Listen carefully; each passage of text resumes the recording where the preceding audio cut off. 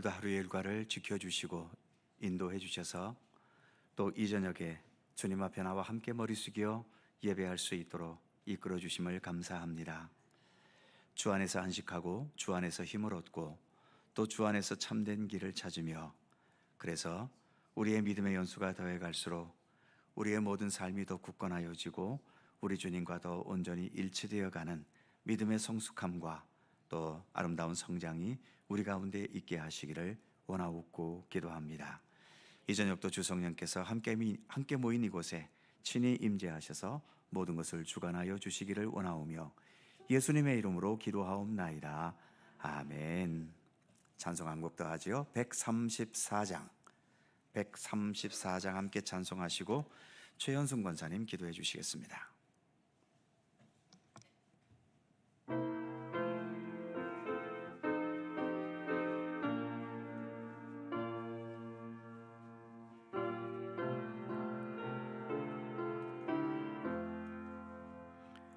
나 어느 날 꿈속을 헤매며 어느 바닷가 거닐 때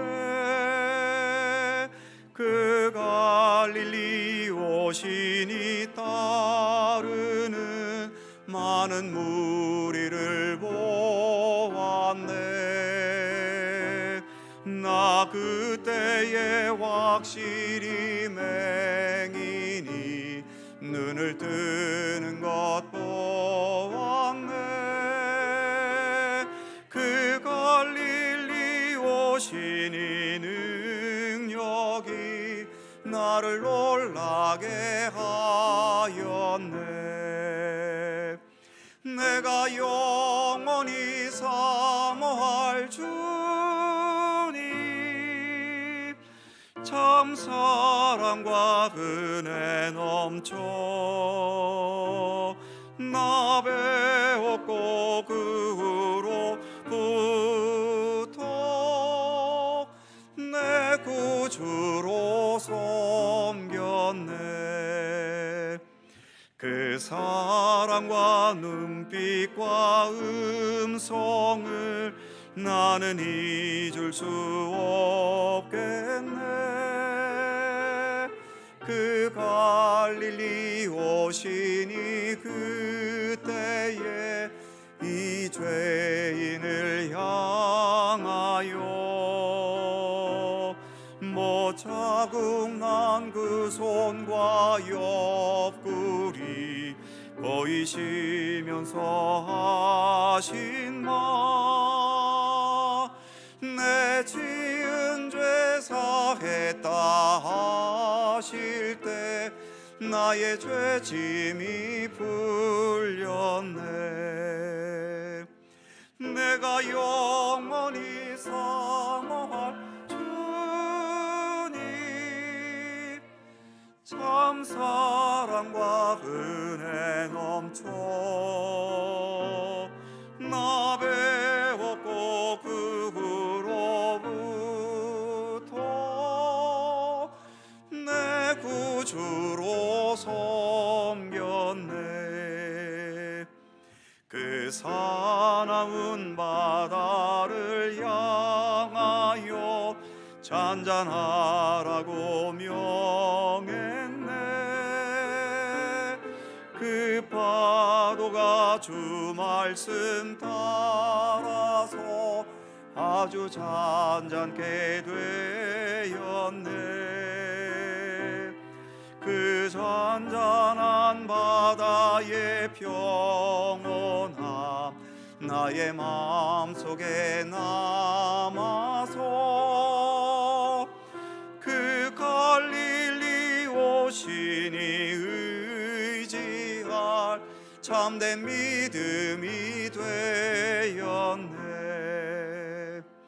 내가 영원히 사모할 주님, 참 사랑과 은혜 넘쳐 나 배웠고 그 후로부터 내 구주로 섬겼네. 세상의 무거운 짐진 자 모두 주 앞에 나오라.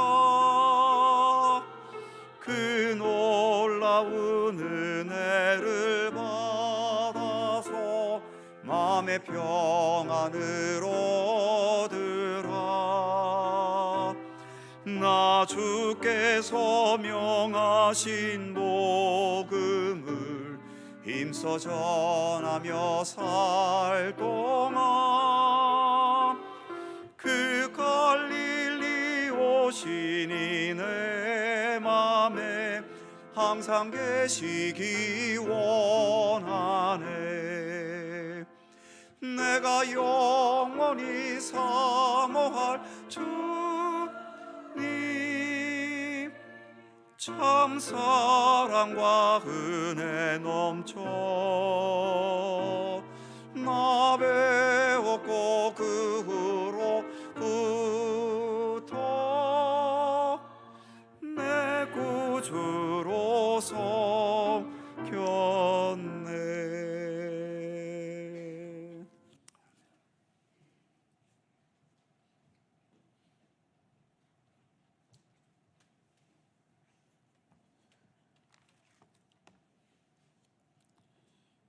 찬양받기에 합당하신 하나님 아버지, 한 주간의 일상을 잠시 멈추고 오늘 수요 예배에 나와 주님께 예배할 수 있게 하심에 감사드립니다. 세상 사람들은 매일 분주하게 바쁘게 남들보다 빠르게 살고자 하지만 우리 믿음의 사람들은 그것을 잠시 내려놓고 마음을 모아 주님을 예배하고 있습니다. 이 예배를 통하여 세상 사람들은 느낄 수 없는 평안과 위로, 소망이 우리 가운데 충만할 수 있도록 축복하여 주시옵소서. 주님의 말씀을 기억하여 말씀대로 살았는지 돌아보게 하시고 오늘 선포될 수요 예배 말씀을 통하여 다시 한번 나의 삶을 돌아보며 주님께로 더욱 가까이 나아가기를 소망하는 오늘 예배가 되게 하여 주시옵소서. 하나님 아버지, 주변의 열강들이 많음에도 불구하고 우리나라가 이렇게 성장하고 발전하게 된 것은 모두 하나님의 은혜인 줄 믿습니다. 이 땅에 가득한 분열이 그리스도의 사랑의 능력으로 치료되게 하시고 이 나라가 하나 되게 하여 주옵소서. 저출산의 위기를 겪고 있는 우리나라를 불쌍히 여겨주시고 청년들이 살기 팍팍한 나라가 되어버린 이 나라를 불쌍히 여겨주셔서 다시 한번 주님의 은혜를 입어 복받는 나라가 되게 하여 주시옵소서. 사랑이 많으신 하나님, 바쁜 목양의 사역 중에도 틈틈이 말씀을 준비하시는 담임 목사님을 언제나 영육간에 강건하게 붙들어 주시고 많은 사역으로 인하여서 지치지 않도록 지켜주시옵소서. 우리를 인도하시는 하나님, 우리의 교회가 주님의 말씀에 순종하여 움직이게 하시고 그리스도의 사랑을 실천하고 지역에서도 빛과 소금이 되는 갈릴리 교회가 되게 하여 주옵소서. 이 시간 말씀 중에 주님 만나게 하시고 각자 가지고 나온 모든 기도 제목들 응답받고 해결받는 기적의 시간 되게 하여 주시옵소서. 아름다운 목소리로 찬양드리는 드보라 찬양대와 교회의 모든 기관들 축복하여 주시고 이름도 없이 빛도 없이 충성하는 손길들을 기억하여 주옵소서. 감사드리며 예수님의 이름으로 기도드립니다. 아멘.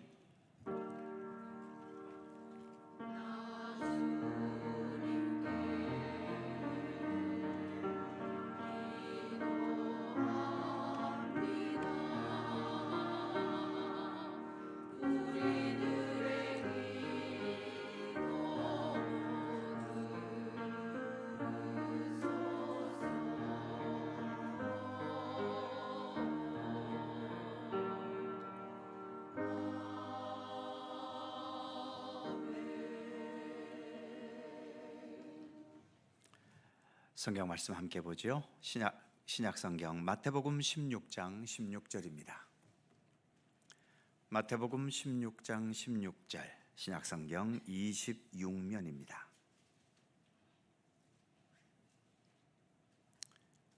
신약 성경 26면 마태복음 16장 16절 한 절 다 함께 한 목소리로 봉독하겠습니다. 시작. 시몬 베드로가 대답하여 이르되 주는 그리스도시요 살아계신 하나님의 아들이시니이다.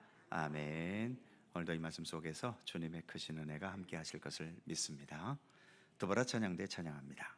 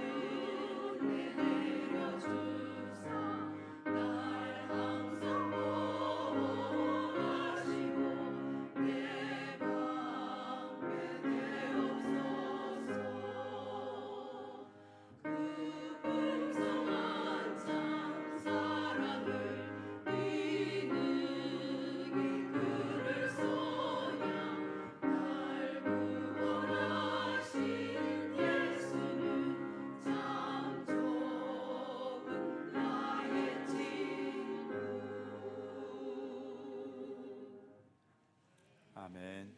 감사합니다.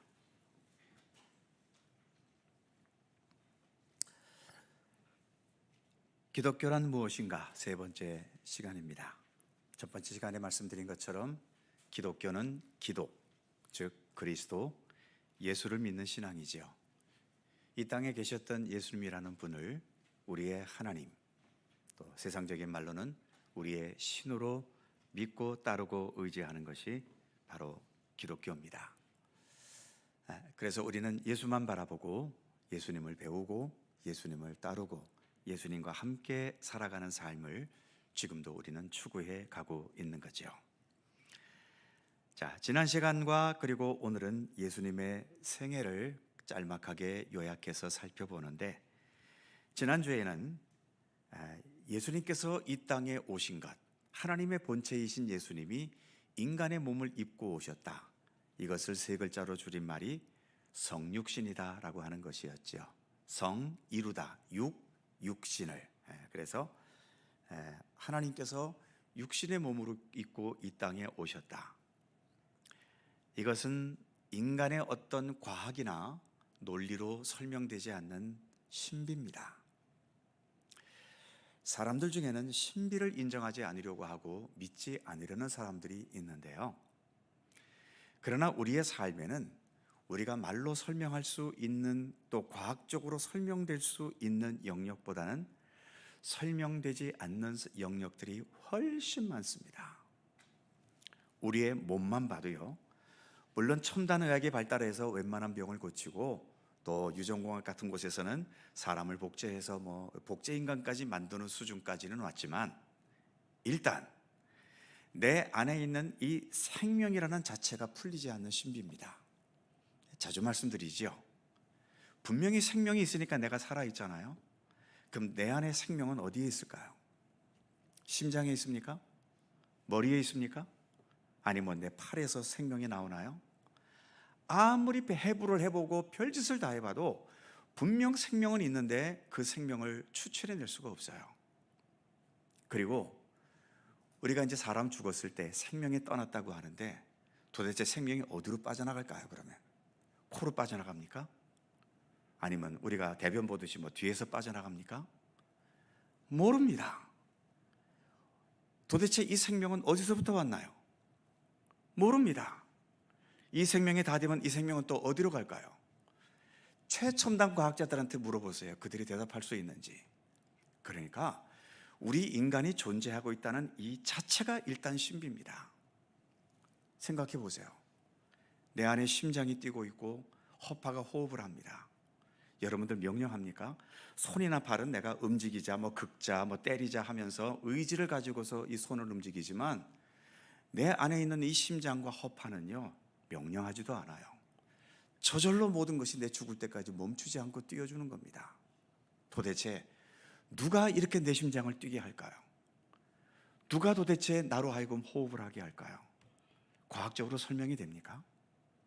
그래서 우리가 살고 있는 이 딴 건 둘째치고 내 몸뚱아리 하나만 봐도 이거는 설명되지 않는 신비입니다. 물론 사람이 태어나서 자라나고 양육되고 이러한 어떤 그 살아가는 과정을 의학적으로 생물학적으로 설명할 수 있는 부분은 있지만 가장 중요한 그 근본이 어디서부터 출발되고 시작되는지 이것은 그 어떤 것으로도 설명되지 않는 신비입니다. 지금은 겨울이어서 보이는 게 없지만 이제 따뜻한 봄이 오면 또 겨우내 다 죽어 있는 것 같았던 마른 나뭇가지에 새싹이 돋아나고 또 잎이 나고 꽃이 핍니다. 예를 들어 사과나무를 한번 생각해 보세요. 사과씨는 어떻습니까? 이 조그만 사과씨 속에 그렇게 사과나무라고 하는 그 한 그루가 거기서부터 출발된다는 게 여러분 이게 신비하지 않습니까? 그리고 나무 색깔과는 전혀 다른 사과 열매가 가을이 되면 거기서 둥글둥글하게 맺히지 않습니까? 이게 어떻게 이렇게 맺혀질까요? 물론 생물학적으로 과학적으로 어떻게 해서 설명은 되지만 도대체 왜 그게 그렇게 되어지는지에 대해서는 어느 누구도 설명이 안 됩니다.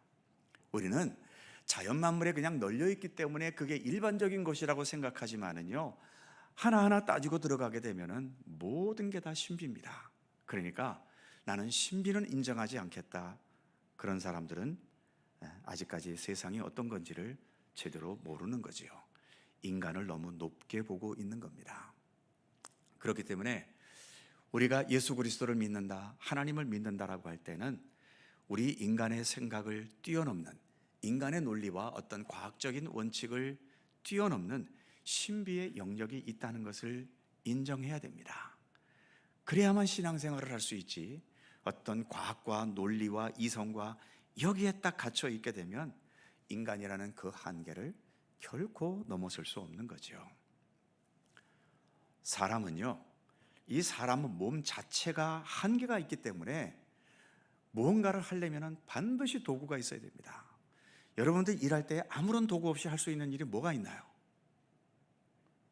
아무것도 없습니다. 하다못해 설거지 할 때는 뭐가 있어야 되지요? 행주가 있어야 되고요. 목욕할 때에도 비누가 있어야 되고 수건이 있어야 되고요. 도구 없이 할 수 있는 게 아무것도 없습니다.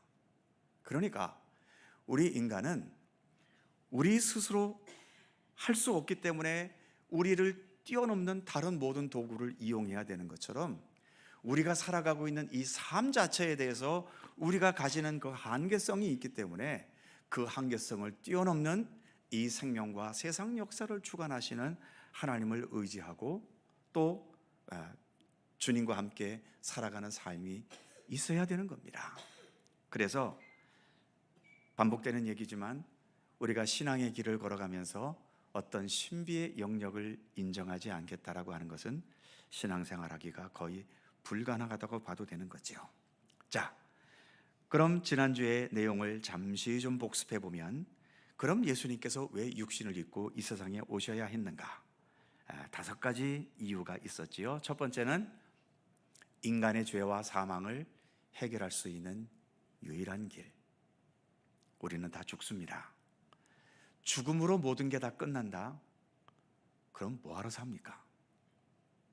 죽음으로 다 소멸돼 버리고 없어지면 우리가 이 땅에서 이렇게 수고하고 죽어라고 노력하면서 사는 게 이게 무슨 의미가 있어요? 죽음이 끝이어서는 안 됩니다. 물론 죽음이라는 것이 내 인생의 한 단계의 끝은 될 수 있지만 내 생명의 끝이 되어버리면 우리는 정말 허무하게 살다가 가는 것에 불과합니다. 그나마 행복하고 기쁨에 젖어서 한평생 살았다면 모르겠는데 여러분들 행복하세요? 하루에 웃는 시간과 웃지 못하는 시간 중에 어느 시간이 많습니까? 웃지 못하는 시간이 훨씬 더 많아요. 그렇게 우리의 사는 게 행복하지는 않습니다. 그런데 이렇게 열심히 7, 80년, 100년 살아놓고 그냥 죽음으로 모든 게 다 소멸돼 버린다? 이건 너무 허무한 겁니다. 이 죽음은 그래서 이 죽음을 뛰어넘는 영원한 근본적인 생명과 연결돼야 되는 거지요. 그래서 인간의 죄와 사망을 해결할 수 있는 유일한 길, 바로 예수님은 그런 죽음의 권세를 이기시고 부활하시는 그 능력을 통해서 우리로 하여금 이 죄와 사망의 문제를 해결하는 길이 되어 주셨죠. 두 번째 이유는 하나님과 인간의 연합을 가능하게 하셨다는 겁니다. 이거 지난주에 한 겁니다. 처음 듣는 것처럼 느껴지더라도 그것은 정상입니다. 이걸 다 기억하고 계시면 천재지요. 자, 그래서 사람과 사람도 서로가 연결이 되고 연합이 되어야 교제가 되고 그 사람과의 관계성 속에서 어떤 새로운 또 일들이 일어날 수 있잖아요. 우리 사람은 역시 우리 사람을 이 땅에 보내신 하나님과 연합이 되어야만 우리의 삶이 단순한 인간의 삶에서 하나님과 함께하는 또 새로운 차원의 삶이 열려지게 되는 거죠. 세 번째 이유는 인간의 고통과 모든 현실에 주님께서 공감하시는 겁니다. 예수님은 우리를 구원하시되 기계적으로 능력만을 가지고 행하신 것이 아니라 우리 인간이 겪는 고통과 아픔과 눈물과 또 이 땅에 살아가는 삶의 고뇌와 이 모든 것을 몸소 겪으시면서 그래서 진정한 사랑의 의지로 우리를 구원하신 것이죠. 이를 위해서 예수님은 육신의 몸을 입고 이 땅에 오신 겁니다. 네 번째는 인간이 인간으로서 살아야 할 참된 삶의 모델, 그죠? 내가 곧 길이요 진리요 생명이다. 그래서 예수님께서 우리의 참된 모델이 되셨고 무엇보다 예수님께서 보여주신 최고의 모델은 나의 원대로 마시고 아버지의 원대로 하시옵소서.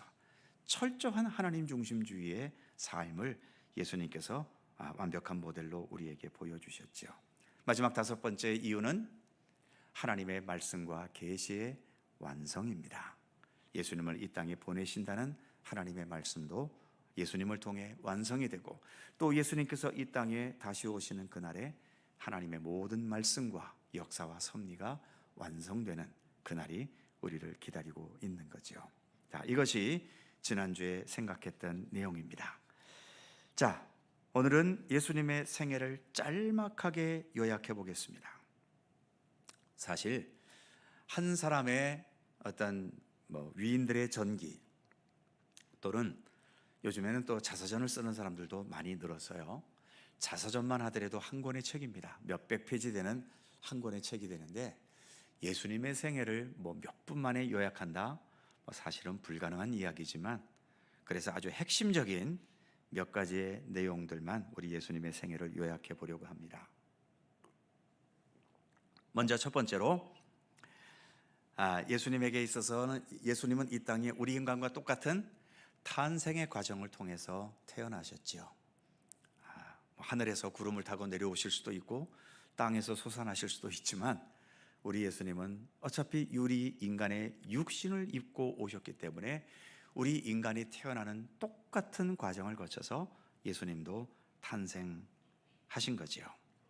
그런데 일반적인 사람의 탄생보다는 좀 가난하고 또 구차한 그러한 상황에서 예수님은 태어나셨지요.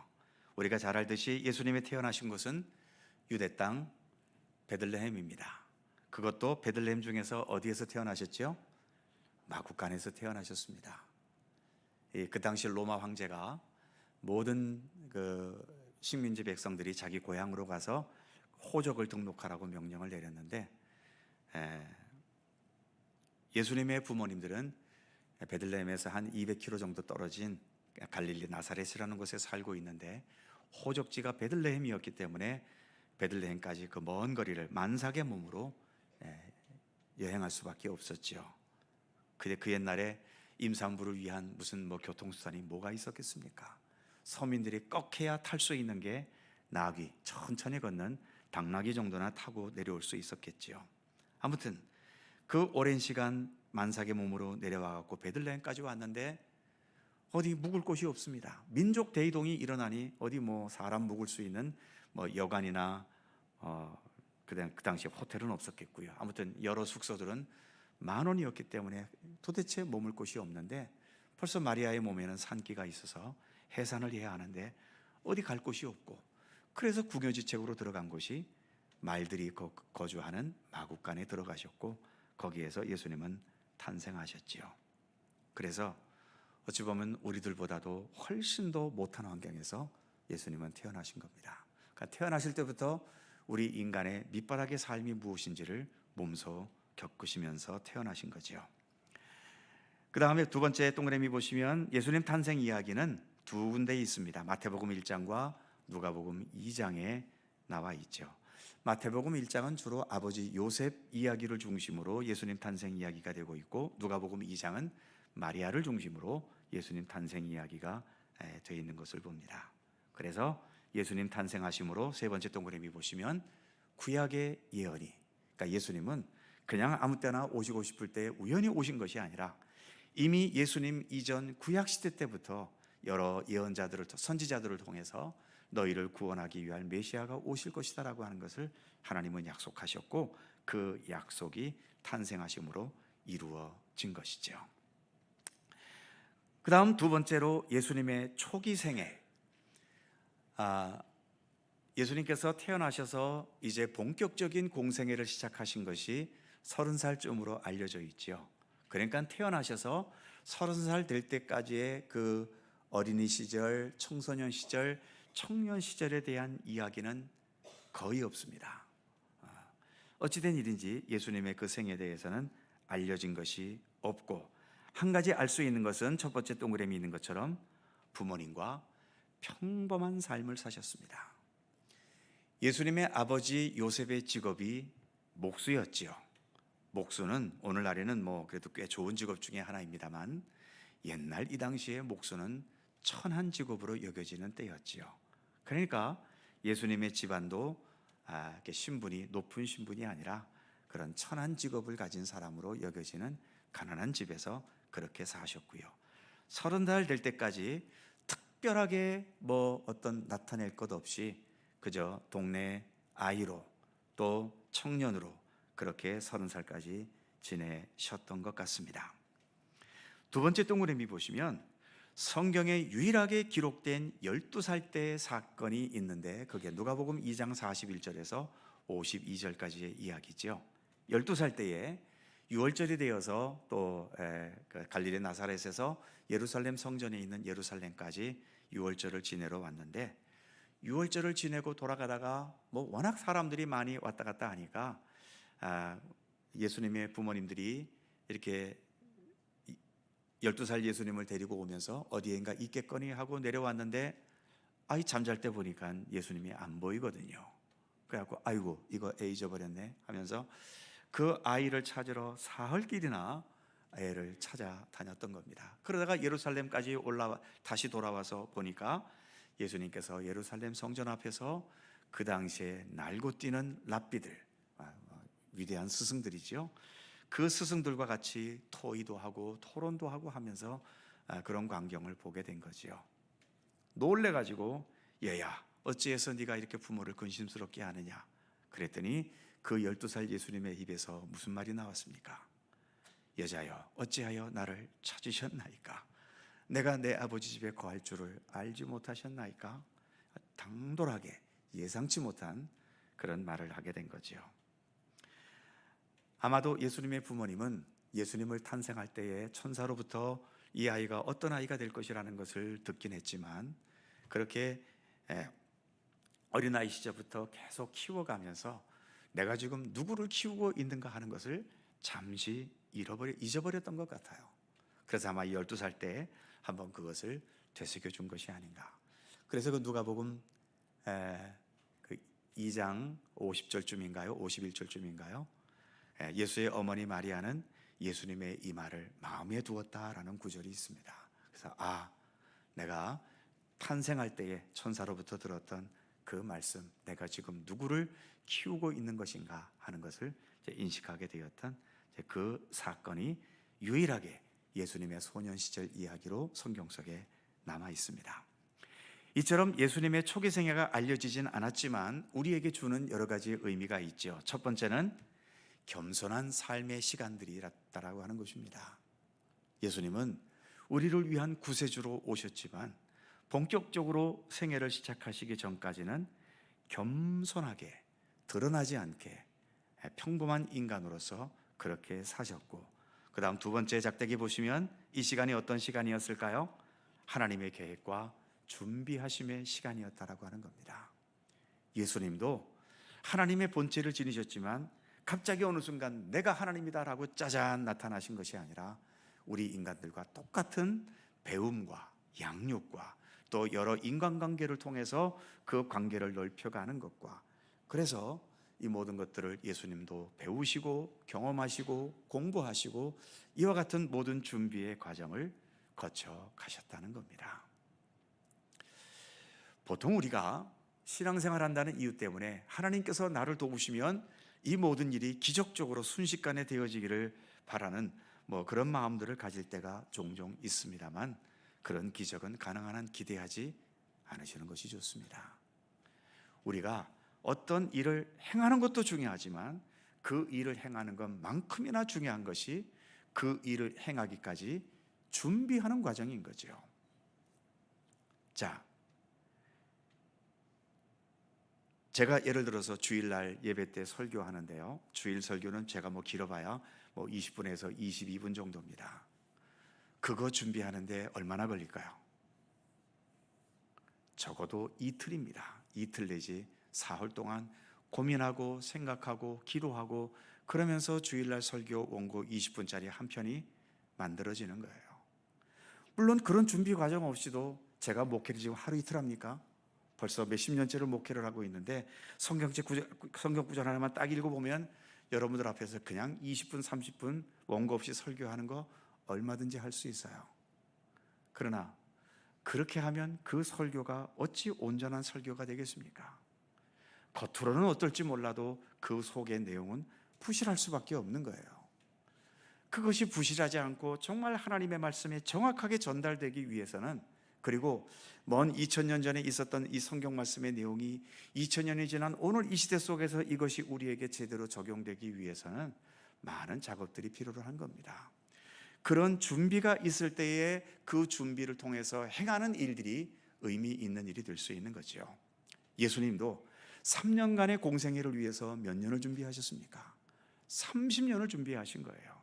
10배의 시간을 그렇게 준비하신 겁니다. 그렇기 때문에 우리도 주님과 함께 동행하는 것, 우리가 하나님의 나라에 간다, 천국 가는 것도 중요하지만요, 제가 늘 말씀드리잖아요. 천국은 가는 게 문제가 아니고 천국에 가서 사는 게 더 큰 문제라고요. 예를 들면 천국은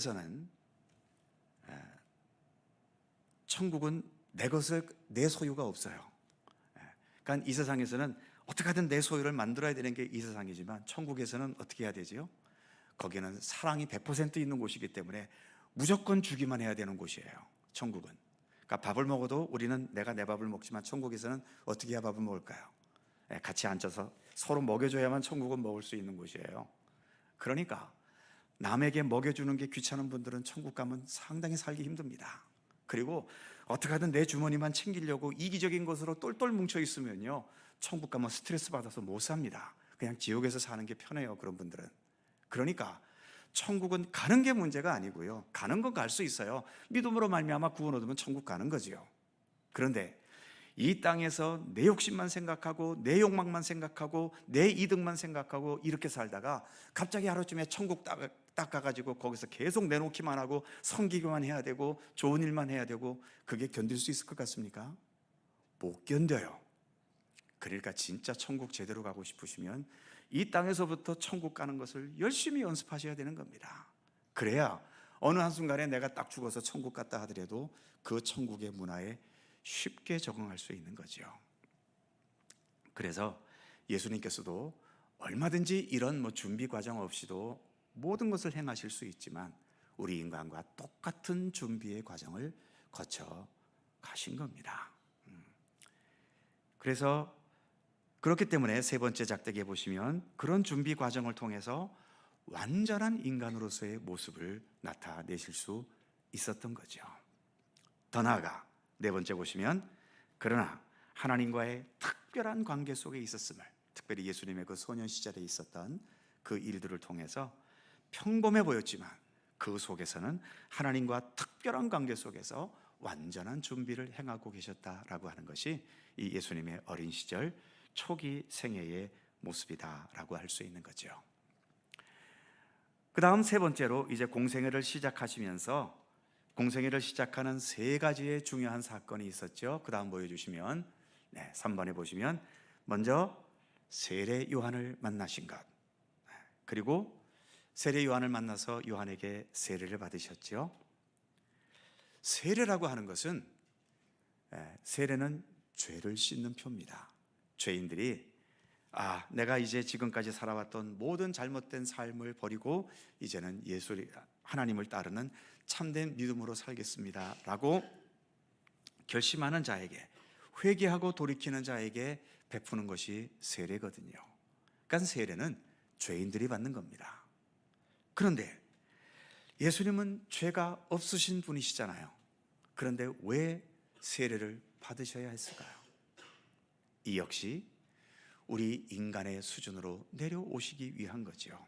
즉 우리는 죄 씻음을 받기 위해서 세례를 받지만 예수님은 세례를 받으심으로 오히려 우리 인간들의 모든 죄를 자신의 몸으로 끌어 안으신 겁니다.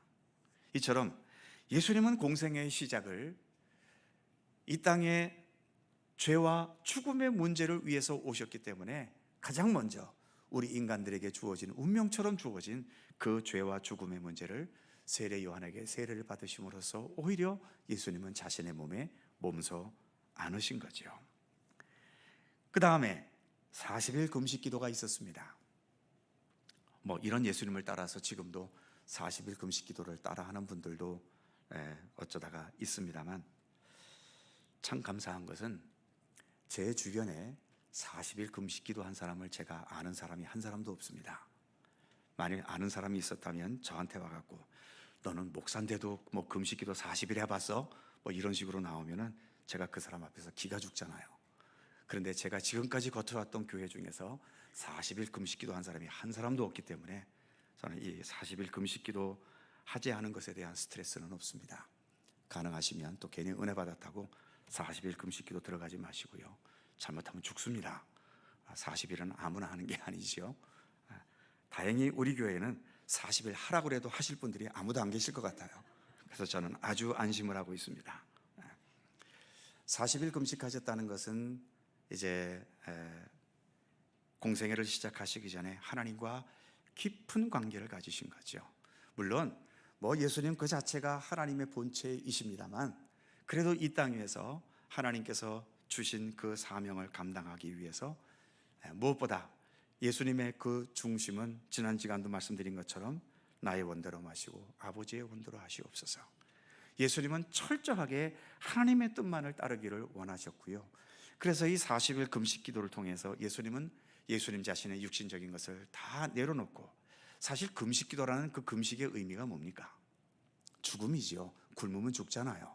그러니까 금식 기도는 목숨을 내놓고 하는 기도인 겁니다. 그러니까 금식 기도는 어떨 때 하냐면 그 중요한 내용을 가지고 이 기도의 내용과 내 목숨이 동일할 때, 그래서 하나님 내 목숨을 가져가시든지 이 기도를 들어주시든지 그렇게 사상결단하는 기도를 할 때에 하는 것이 금식기도입니다. 그러니까 이 금식기도를 마치 단식투쟁으로 생각하시면 안 돼요. 이 안 들어주시면 나 그냥 죽을랍니다, 뭐 이런 식의 단식투쟁이 아니라 내 목숨을 내어놓는 거예요. 내 목숨은 주님 것입니다. 주님께서 알아서 하십시오. 살리시든지 죽이시든지 아무튼 내 안에 내 자신의 모든 것들은 다 사라지고 오직 하나님의 손길, 하나님의 계획, 하나님의 뜻만 함께 해 주십시오. 이제 그것을 바라며 기도하는 것이 진정한 금식기도 아니겠어요? 그래서 40일 금식하셨다는 것은 이제 예수님은 육신의 몸을 입으셨지만 육신의 모든 것은 다 완전히 내려놓으셨다는 겁니다. 그래서 예수님 안에는 오직 하나님의 말씀, 하나님의 뜻으로만 충만히 채워지신 거지요. 그렇기 때문에 겟세마네 동산에서 십자가의 죽음을 앞두시고도 드리셨던 기도가 나의 원대로 마시고 아버지의 원대로 하시옵소서, 그런 기도를 드리셨던 것이고요.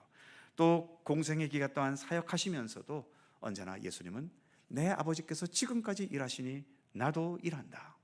우리에게 가르쳐 주신 주기도문도 어떻습니까? 하늘에 계신 우리 아버지, 아버지의 이름을 거룩하게 하시며 그 다음에 뭐지요? 아버지의 나라가 오게 하시며 아버지의 뜻이 하늘에서와 같이 땅에서도 이루어지게 하소서. 철저한 하나님 중심주의적인 그러한 기도를 드리셨고 또 그 기도를 우리에게 가르쳐 주셨던 거죠. 그래서 이처럼 금식을 통해서 예수님의 모든 것을 다 내려놓고 하나님의 뜻으로 충만히 채워지신 모습을 보여주신 것이고요. 그 다음에 40일 금식 기도 후에 무엇이 있었냐 하면 마귀로부터 시험 당하신 것이 있죠. 3가지 시험을 받으셨다라고 되어 있는데 바로 이 시험을 예수님께서는 오로지 하나님의 말씀으로 물리치셨던 겁니다. 그래서 사탄의 권세를 하나님의 진리의 말씀으로 능히 이기실 수 있는 그러한 모습을 우리에게 보여주셨죠. 그렇기 때문에 우리의 모든 인간의 죄악과 죽음과 인생의 모든 고뇌와 문제와 아픔과 이 모든 것들을 예수님은 몸소 안으실 수 있었고 또 그것을 능히 극복해 가시는 힘과 능력이 있으셨던 것입니다. 자, 시간이 거의 다 돼서 조금만 더 해야 되겠네요. 4번째, 그럼 예수님께서 이 공생애 동안에 무엇을 가르치셨는가? 가장 예수님의 가르침의 모든 것을 한마디로 말하라 그러면 하나님의 나라입니다. 이 지상의 나라와 더불어서 이 지상 나라의 근본이 되는 하나님의 나라가 우리 가운데 임하는 것. 하나님의 나라라고 하는 것은 어떤 장소적인 개념이기보다도 하나님의 통치, 하나님의 주권, 그것을 의미한다고 볼 수 있는 거죠.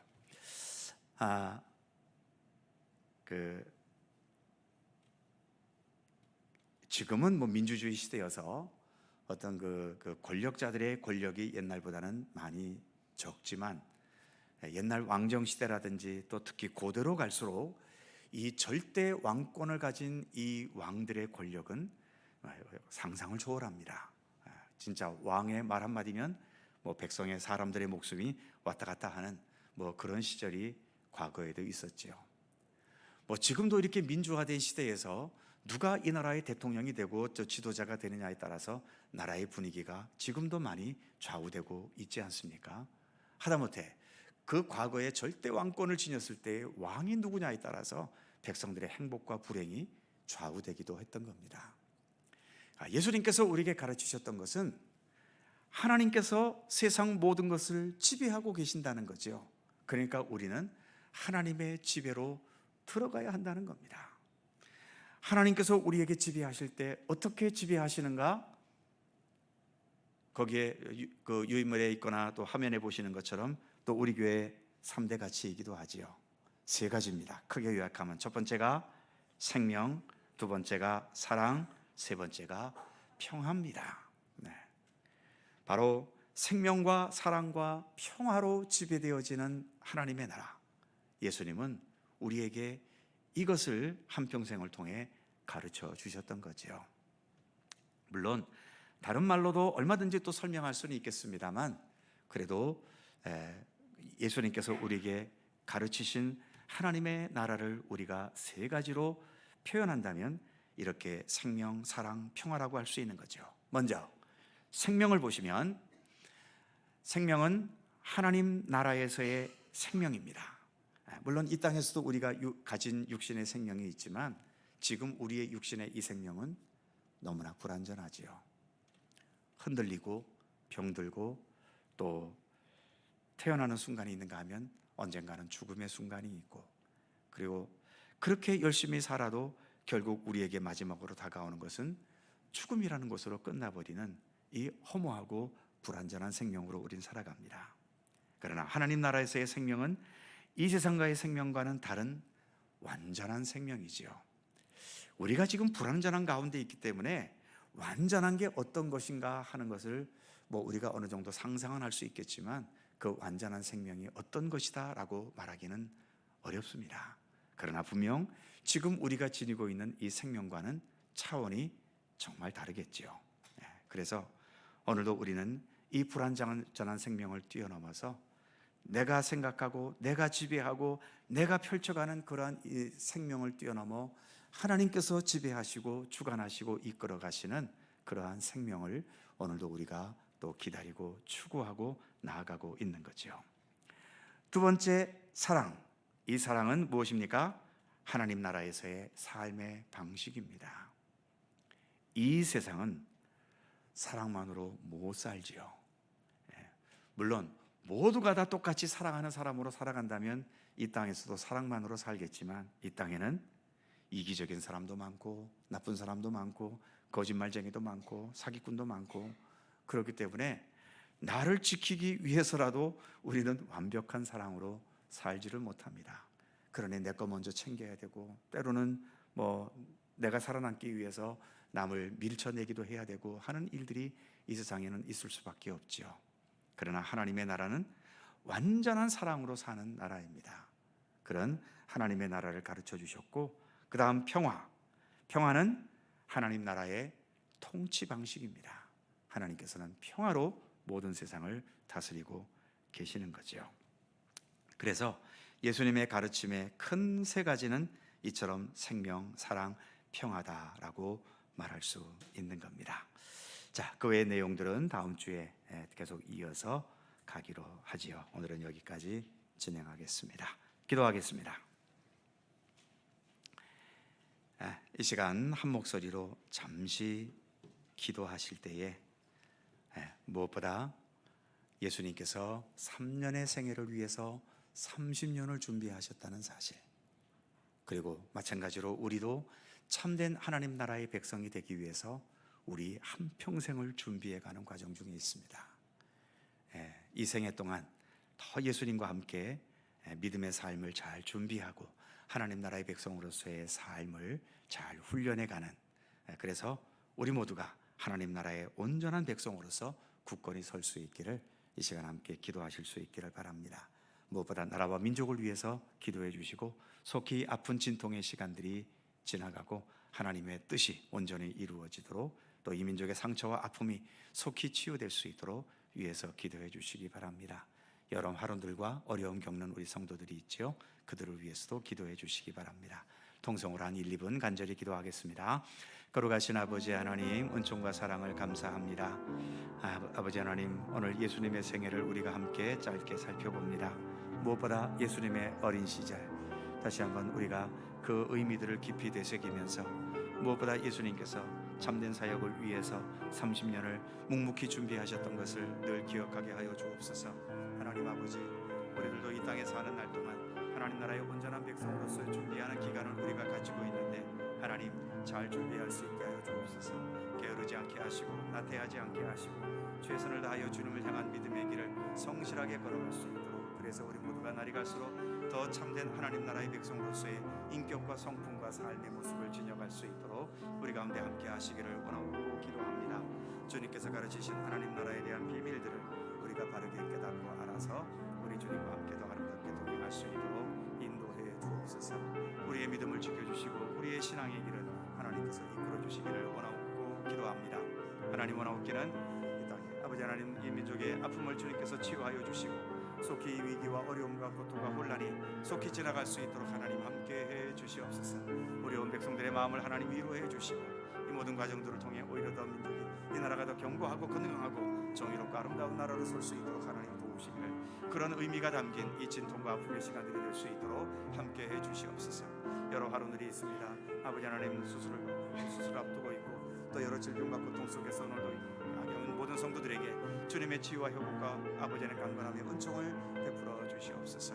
우리 모두에게 함께 하시며 주님의 돌보심의 손길을 베풀어 주시옵소서. 감사드립니다.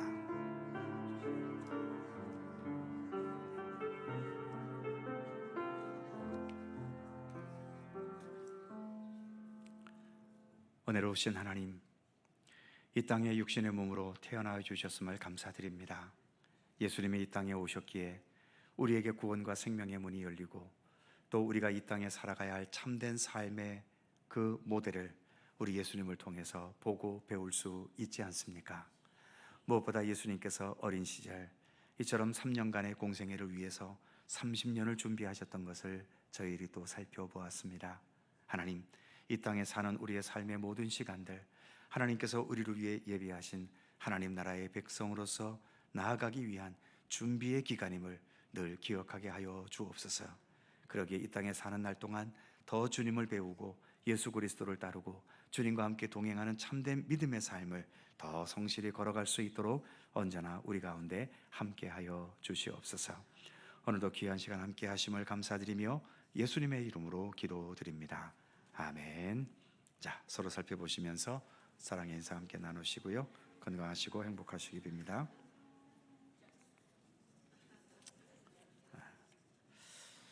수요일에 세교들이 등록하는 경우는 거의 없는데 오늘은 4분의 성도님이 등록을 하셨습니다. 네, 이분들은 주일날 일하셔야 돼서 수요일만 오실 수 있답니다. 자, 제가 성함을 부를 때 잠시 일어났다 앉아주시죠. 고미영, 또 박시연, 박민정, 이기리님, 네, 함께 박수로 환영해 주시기 바랍니다. 네, 고맙습니다. 네, 우리 남정화 집사님께서 인도해 주셨고 같은 직장에서 일하고 있는 동료들이라고 합니다. 네, 같이 기도해 주시고 또 좋은 교제가 있기를 바랍니다. 자세한 교회 소식은 주보를 첨부해 주시고요. 오늘 최현승 권사님 기도하시기 위해서 문 닫고 오신 것 같은데 감사합니다. 더 많은 손님을 보내주시리라 믿고요. 자, 찬송가 138장 1절과 마지막 5절 찬송하시고 주님 가르치신 기도하겠습니다.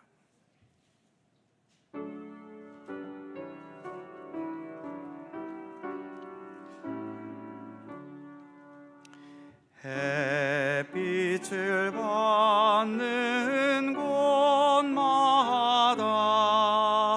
주 예수 다스리시고 이 세상 끝날 때까지 그 나라 왕성하리라.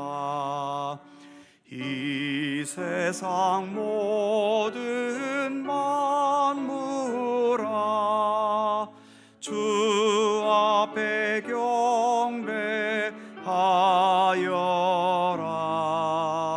저 천군 천사다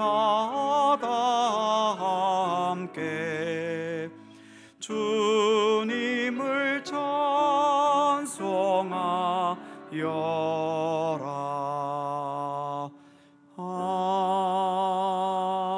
아멘. 하늘에 계신 우리 아버지, 아버지의 이름을 거룩하게 하시며 아버지의 나라가 오게 하시며 아버지의 뜻이 하늘에서와 같이 땅에서도 이루어지게 하소서. 오늘 우리에게 일용할 양식을 주시고 우리가 우리에게 잘못한 사람을 용서하여 준 것 같이 우리 죄를 용서하여 주시고 우리를 시험에 빠지지 않게 하시고 악에서 구하소서. 나라와 권능과 영광이 영원히 아버지의 것입니다. 아멘.